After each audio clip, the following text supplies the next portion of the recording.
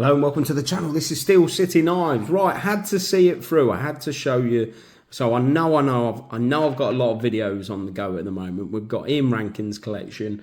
I've got my Sheffield trip to get in, and obviously I've just been called into work. So time. I'm always saying it, guys. Time is limited, but I love this thing. I love this channel. I love this community. I love talking about knives. So bear with me. They're all coming.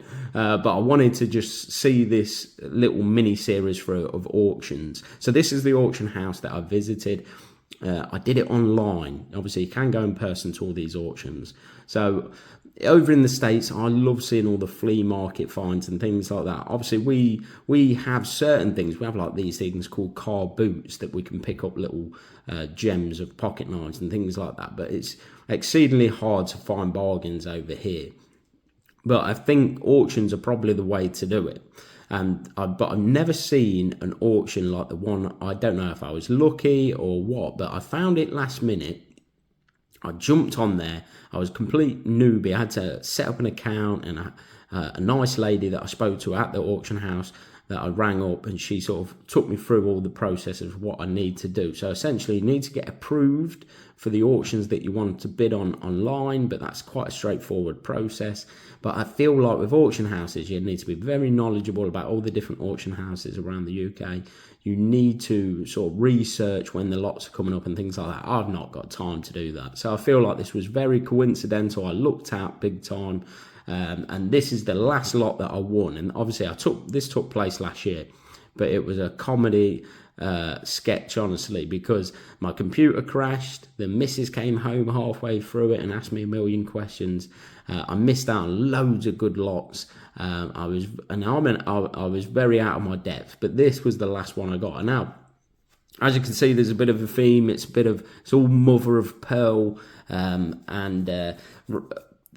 it's not usually my cover material, as you can see from my hands, and I'm an engineer. I'm a bit of a rough and ready guy. I love mother of pearl because of the general look of it, and it's a stunning cover material. Whether it suits me and my lifestyle, I don't think so, but they're brilliant to have in the collection nonetheless. A few little tips and tricks about the auction house: read the fine print. There's always added fees. Try and stick to the guide price unless you really want that knife. Don't get into sort of a bidding war or get that auction fever, which is very easy to do for us knife nuts.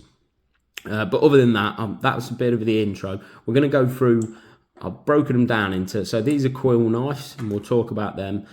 These are an unusual pattern that you don't see very often, and these were the two reasons why I bought these knives, these two here. So believe it or not, even though this is a brilliant knife, and I'm glad I've got it, this is probably worth a bit of money, and I'm very grateful I got that. These are two knives that you get a bit of a mixed bag with the auctions, and I think these are ones that are a bit more cheaper. And believe it or not, I think this is probably a cheaper knife, even though it looks stunning and it's a brilliant pattern and all the rest of it, and we'll talk about that on its own. But right, let's get into it. Right, let's talk about these. So part of I've got a bit of I've gone down a bit of a sort of, I like collecting unusual patterns that are not made anymore, and these are quill knives, and they are really beautiful, honestly. Another thing you got to be careful of with mother of pearl is, you see how it's getting this brown hue and it's lost a bit of its iridescence.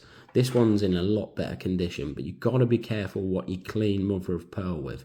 I went researching it just needs water. Anything else can affect the mother of pearl, and it starts to lose that lackluster. Now, I don't know whether the patina of the knife itself leached into it or whether it's something else, but even like mineral oil, I would imagine that would set it off. Anything really. You see how you're getting that brown hue there, and it's lost a lot of the iridescence of it. So this has still got it and in really good condition, as you can see there. But yeah, these are quill knives, and you know, a pattern that you don't see that very often. There is one that's still being made, and that's by Case. This is an old Sheffield pattern. Tony said it himself. Tony Bose. This is a Tony Bose one, but yeah, I'll put the video of Tony talking about this being a Sheffield pattern on my community page. I love Tony. He's a brilliant. Obviously, he's passed away now, God rest his soul, but just a phenomenal legend But the way he talks about his designs and things like that, he always says, I'm bringing old patterns back and giving them a new lease of life. But yeah, he says this was taken from an old Sheffield pattern. If you check Paddy Potato Peeler's channel out, he's got a quill knife, and it's in that pattern, that Sheffield pattern. And I found one on Etsy that I nearly pulled the trigger on. I'll put that on now. And obviously it's in the Levine's guide, this pattern, the Sheffield pattern. I'll put that up now. But yeah, quill knives came in a lot of different patterns. They were very popular, obviously. A lot of people wrote with quills, so you needed a knife to go with them. I think they were a fixed blade originally, and called a pen knife, and that's where the term comes from. But yeah, and then they started having loads of these different folders, and then they are just absolutely beautiful. They really are. And obviously not made, that's the only one I know of that's made still. But yeah, this is amazing. And look, as you can see on a lot of them, they bring the this end up here slightly, similar to how Tony did it on there. So, but yeah, just absolutely gorgeous. But unfortunately, I don't know if you can see the tang stamp sort of going on a lot of these knives. I think the only clear one is I've got a Humphreys, which I'll show you. But yeah, this is absolutely beautiful little knife. And the walking torque, it's got a little half stop. The walking torque on it for how old they are is amazing. Really snappy still. Beautiful, beautiful knives. But yeah, this is probably the one in the better condition with the mother of pearl. But again, half stops. We've got a tang stamp there. I think it's been corroded away, but look at that mother of pearl. It's absolutely beautiful. And again, this has got half stop, is it? Yep. And it does spring into action. Let's see if we can do that again. So it's still there and still snappy. Lovely walking torque. Right, let's go on to the next ones. Right, I need your help on these ones, guys. So I tried to look them up. They're sort of an oval cigar pattern. Sometimes they call it the Anglo-Saxon pattern as well. They've usually got sunken joints, which this one has. As you can see, so really streamlined. This one has got one that's a bit proud. They're an unusual pattern. They've got one blade has got a half stop and the other is a kangtang. And I'm not 100% sure why that is, but on both of them, one's a half stop and the other one's a kangtang. But absolutely gorgeous. The mother of pearl is a lot more better in this one. Look how big those bolsters are. I was just really drawn to these knives. Just an unusual that obviously they don't make anymore. Unfortunately, the tang stamp on both of them, I cannot make out, unlegible. But yeah, one's got, like I say, a half stop. Listen to how snappy these are as well.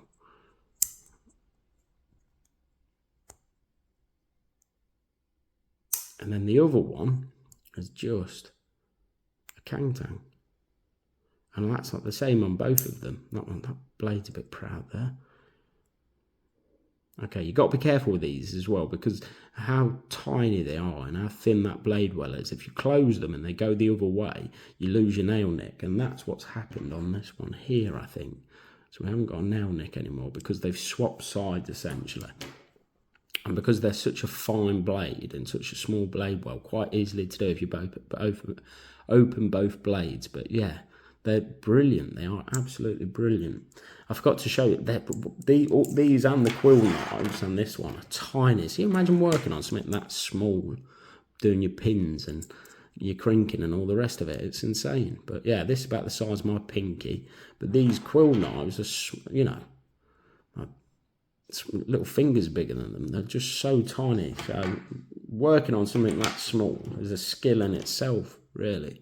So, but yeah. Stunning little knives. And again, the mother of pearl started to go on this one. You can see the brown hue coming.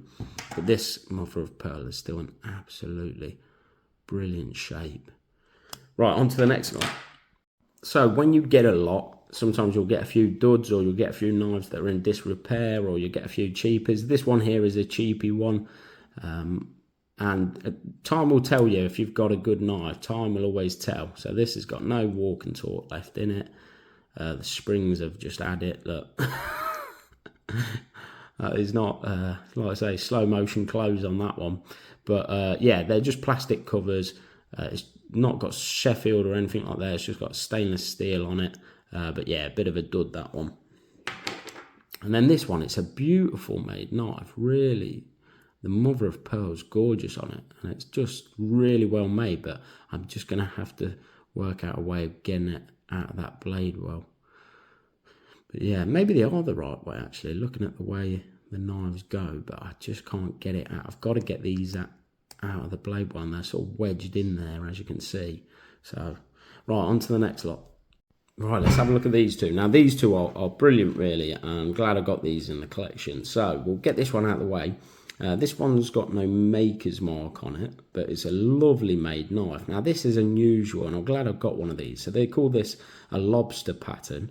So, usually, you'll have a back spring that's visible and that you can see on the back. Now, all the back spring and things is internal in this, and that's why they call it a lobster pattern. So I'll try and have a look, see. And this is a sleeve board lobster. So, and this, I would imagine, is a pipe, sort of a pipe smoker's tool, because you've got your little, to mix the tobaccos up, a little pick there. And then on this side, you've got two blades. This one's a bit more harder to get to. But yeah, no maker on it. It just says, and it doesn't even say Sheffield, it says England, but let's have a look on this. But yeah, beautiful covers, and walk and talk on it. It's okay, but yeah, very nice. So nice to have a lobster pattern in the collection, that's for sure, definitely. Just a quick look at those covers before I move on.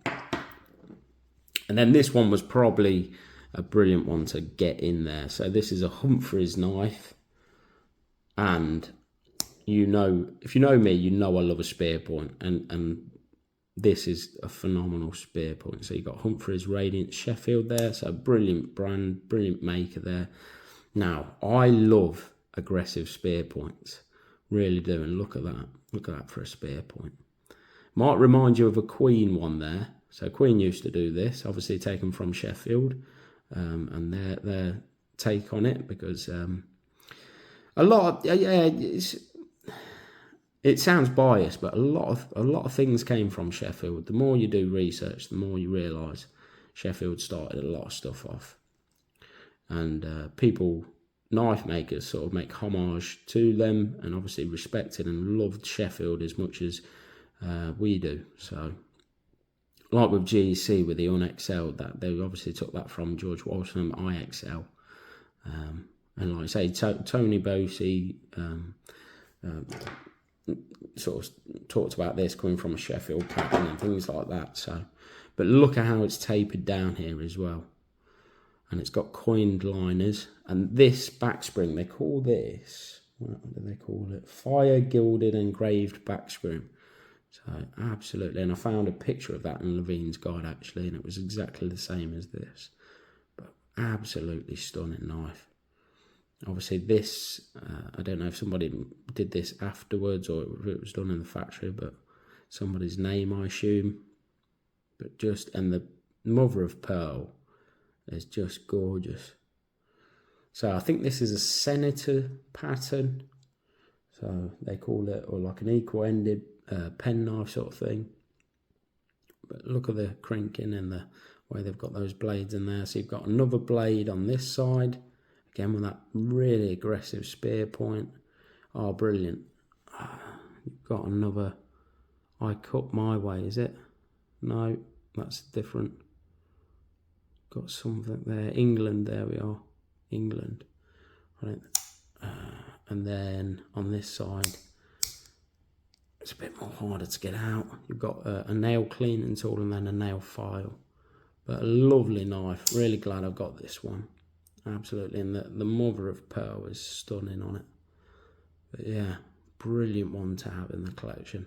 Right, like I say, I'll try and get the Sheffield, slowly start getting some videos out to you.